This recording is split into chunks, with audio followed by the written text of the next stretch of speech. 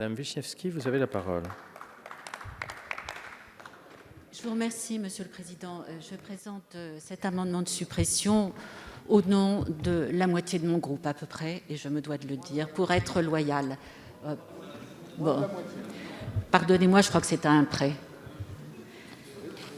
Alors, je voudrais d'abord faire une observation liminaire en disant que le sujet et le débat n'est pas aujourd'hui d'opposer ceux qui voudraient protéger les policiers et ceux qui ne voudraient pas les protéger. Je crois que tous, ici, dans cette Assemblée et sur tous les bancs de cette Assemblée, nous souhaitons protéger les policiers qui nous protègent.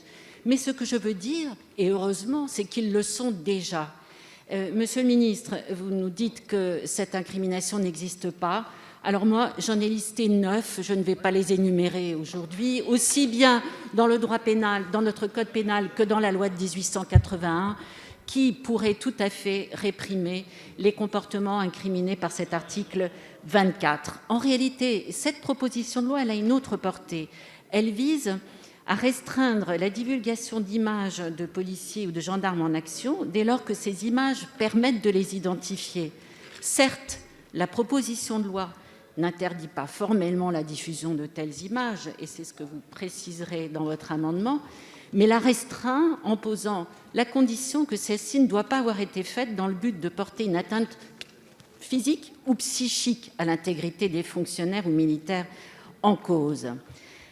Je voudrais dire qu'on ne punit pas une personne pour ce qu'elle pense, mais pour ce qu'elle fait. Et heureusement,